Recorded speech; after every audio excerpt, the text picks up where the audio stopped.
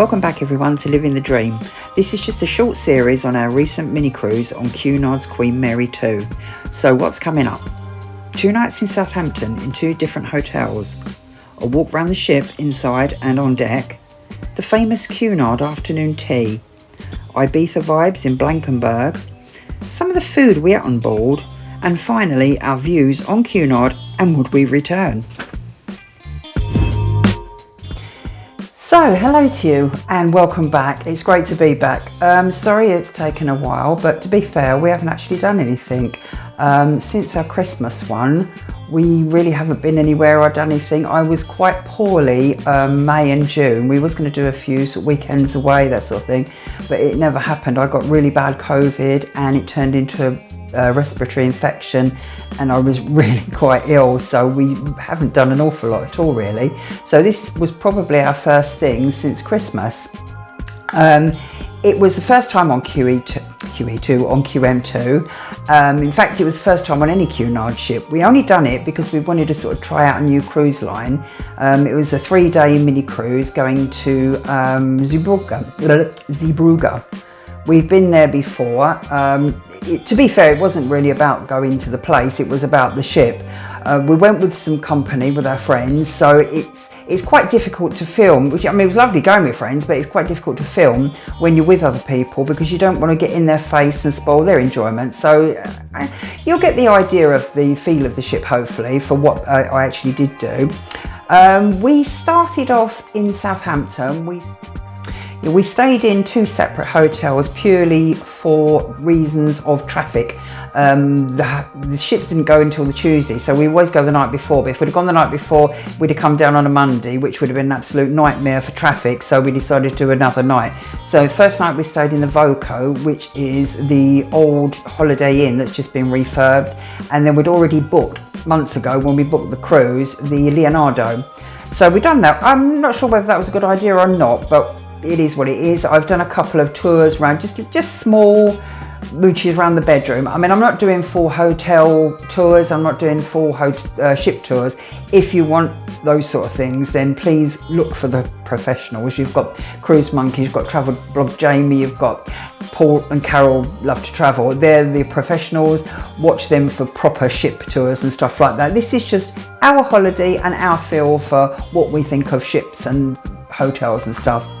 Okay, so anyway, we started off going over to the terminal, and that was an absolute disaster. They'd had problems with the air bridge, they couldn't attach it to the ship, so we ended up having to literally stand around for about 2 or 3 hours. It was an absolute disaster. It was baking hot. There was nowhere to get a drink, nowhere to sit down. It was, yeah, we was absolutely frazzled. Our backs were killing us by the time we got on, and we didn't get on till around sort of about 4 or 5 o'clock. So to be fair, although it's a 3-day cruise, it ended up being a 2-day cruise because one day was just spent trying to get on the blooming ship.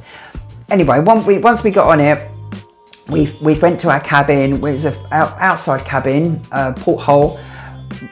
Wasn't expecting that much, but we absolutely loved it. It was a really, really big cabin, loads of storage, really comfortable bed. It was light and airy. Would definitely book that sort of type of cabin again. It was lovely, really lovely. So anyway, spent the first day having a look around the ship inside and out.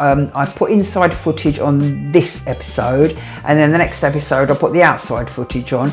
I did film it all on the same day, just to let you know, because it looked like Dave hasn't actually changed his shirt. He did. Okay, so I've also put some pictures of our first evening meal. Food was absolutely amazing. The restaurant was really lovely. So yeah. Well, anyway, I hope you enjoy it. As I say, this is just for our holiday and our sort of take on sort of ships and stuff like that. It's not a professional tour of the ship or rooms or hotels. So, but I hope you enjoy it. Yeah, please, without further ado, I give you Queen Mary 2. So the first hotel we stayed in Southampton was the Voco Hotel. This was the old Holiday Inn that's just been refurbished. It's only been done a matter of months. Really impressed with it. It's much nicer than when we stayed here before, a lot better.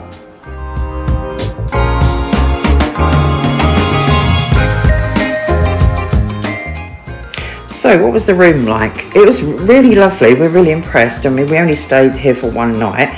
not sure we'd want to stay here for a fortnight, but no, for one night it's absolutely beautiful. It's a decent sized room. The bed was massive and really, really comfortable. Great views out to the Solent, so you can see the ships coming in, and then the other side you can see the hotel that we're actually going to be staying tomorrow. Pretty good views, really. As I said, the bed was really, really comfortable. You've got water that's free. That we thought was a television. Thought a bit of a weird place to put a telly, but it's actually for the air conditioning and the heating. Next to the bed you've got USB ports, which is really handy. You don't get that in many hotels. Lights, you've got a nice soft headboard, some more artwork, which is really pleasant.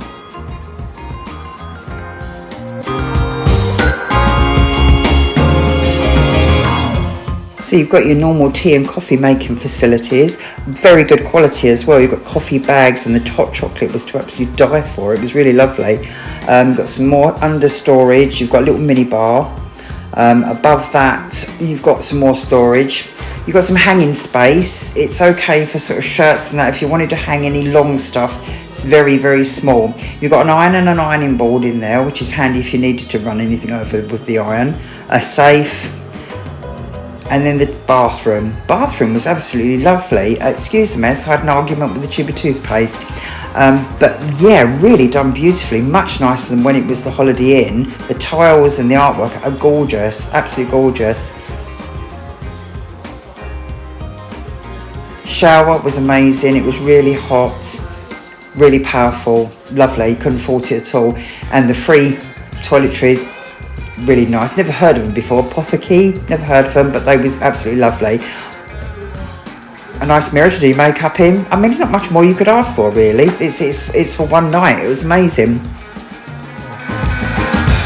While we were in Southampton, we had a walk down to the other end, down by the harbour and the Grand Harbour Hotel. It was lovely. It was a really nice day as well, and we was watching all the yachts. There's a few restaurants and bars down there, so we had a couple of drinks and just had a mooch about, really. It was just something to do, and it was just a nice day.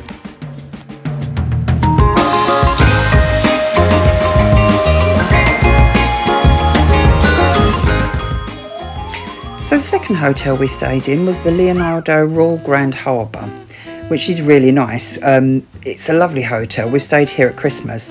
We actually prefer it to the Voco. It's not as flashy, not as new, but it's got a nicer feel to it. When we got there, they'd upgraded us to a balcony room right at the front overlooking where the ships come in. It was massive. The room was absolutely enormous. It was a bed big enough for a football team. Yeah, we couldn't fault it. As you can see where all the wardrobes and everything are, it's a little bit dated with all the dark wood and everything, but there's more wardrobe space than there was at the Voco. You couldn't really fault that, and it was sort of separate to the actual bedroom, which was really nice, so you could shut that door and you had the bedroom to yourself. As you can see there, the room was massive.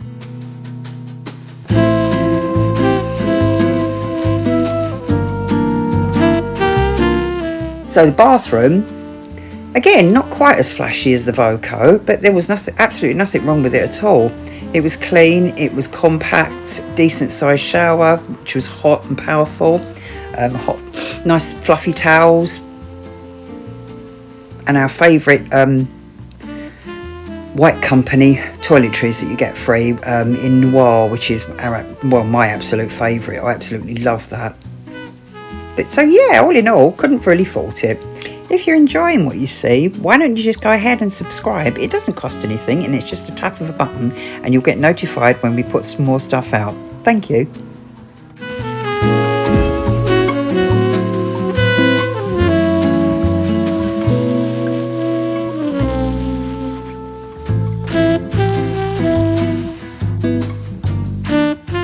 After breakfast, we came upstairs to start getting ready, and that's when we saw her, the Queen Mary 2, making her way up the Solent. What a sight. She's an absolute beauty.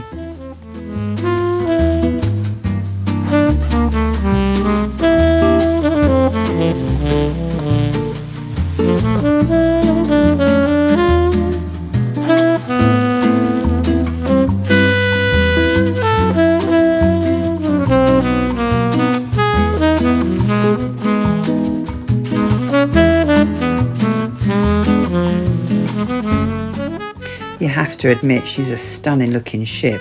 She really looks like something from a bygone age. She's so much nicer than all these big square things, these American type ships with the funfairs on the back. I'm not a great lover of those, I must admit. This is classy and classic.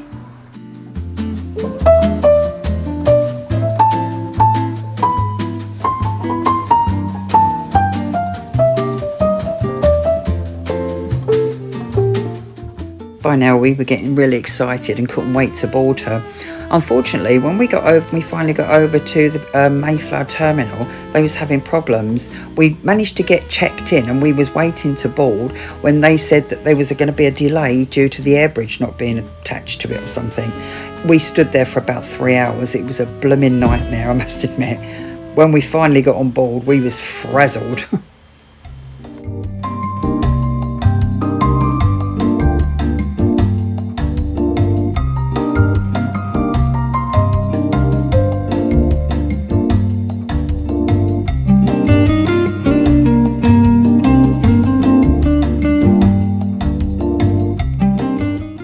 The embarkation disaster was soon forgotten once we got into the restaurant and saw the food that was coming up.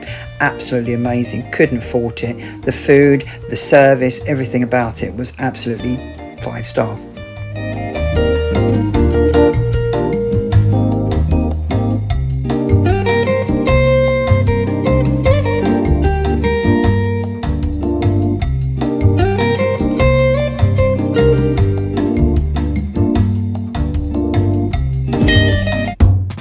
We spent most of the first day at sea, so we spent a lot of the time walking around, taking some footage of the decks and the inside space. The inside space we're going to show now, the outside space will be on part 2. This was the Queen's Room, which is a ballroom and where they hold the famous afternoon tea, which you'll see later on.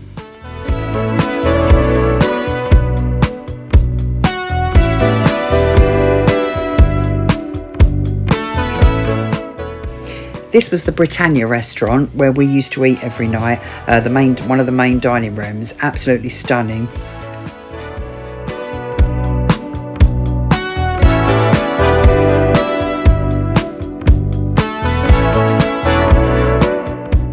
We had a table for 4 that was for the late sitting, which was lovely because we went to the same table every night, so we didn't have to queue up or anything. We sat downstairs and it really was good.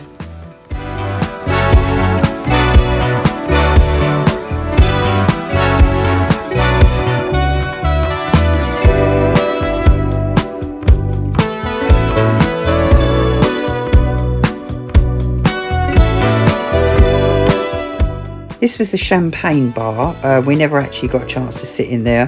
There was always a private function going on there. This led off to the chart room. Again, we never had a chance to have a drink in there. This is why we need to go on here again so we can get into all these bars and try them out.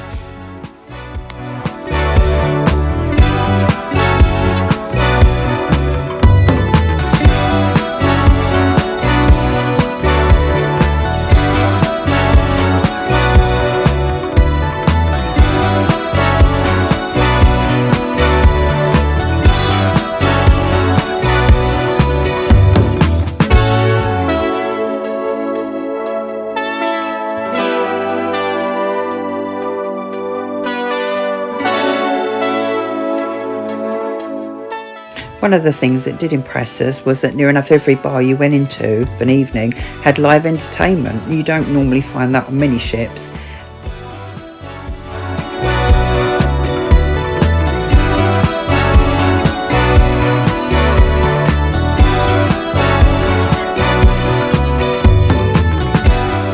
Even the areas by lifts had stunning artwork. The decor really took your breath away sometimes.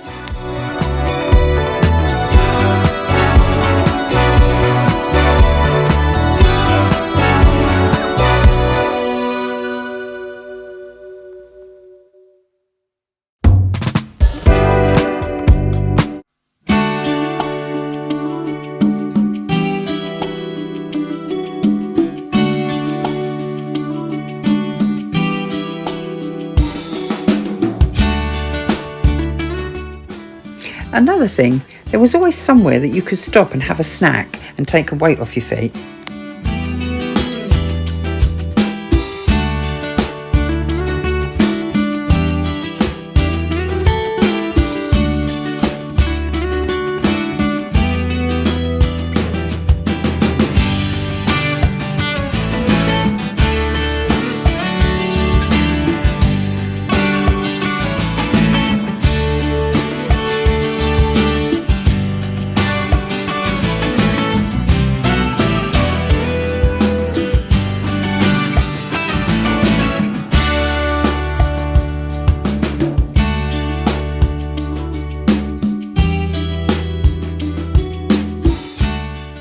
Just a quick walk through the buffet because there was quite a lot of people there. I didn't want to film too much, but it was a lovely buffet, really well set out, not manic like some buffets. It was lovely.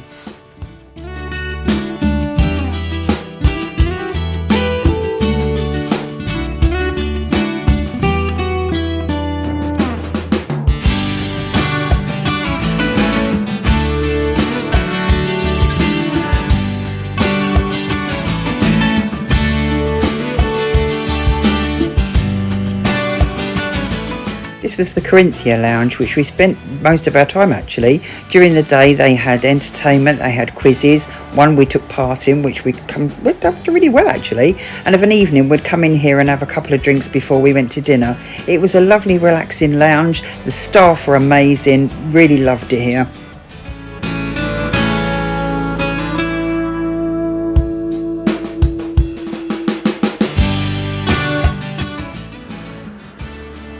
This was the Veranda Steakhouse, one of the specialty restaurants that you pay extra for. I think it was about $50 per person, which sounds quite a bit, but I think the quality of the food was unbelievable. There's been rave reviews about it. It's somewhere I would really love to try. So next time we go on it, we will definitely give it a go. And then finally, some more fabulous artwork. There's photographs of sort of stars and all sorts of things dotted around all over the ship. You'll never get bored in just walking around looking at the photos and artwork. Well, I hope you enjoyed that. As I said, short and sweet, but it gives you a feel for what sort of things were going on in the ship and everything. So what's coming up on the next episode? A walk around the outside spaces. The famous Cunard afternoon tea in the Queen's Room. A fabulous day out in Blankenberg. And some formal night pictures of us and the food, of course. So, don't forget, if you want to see more content like this and sort of stuff that we're doing in the future, and we are actually doing quite a lot of stuff in the next couple of years, then like and subscribe. It doesn't cost anything to subscribe, and you will get updates for when we next put stuff on. So I'll see you now on the next episode. It's only 2 episodes on this, so it's not a great big one. We've got coming up, we're actually going to Zante in just over 2 weeks now, so I'm really looking forward to that. I know I've done lots of stuff on Zante, but I'm going to just do some stuff that I haven't covered in other episodes, so sort of down on the beach, up and down the strips, restaurants that we haven't tried. So yeah, I'm really looking forward to that. So enjoy the rest of the sunshine. Who knows when that's going to finish. I know we've got another heat wave coming up, and at the moment it's absolutely baking, so yeah, really enjoying that. So we'll see you on the next episode. You take care. Bye.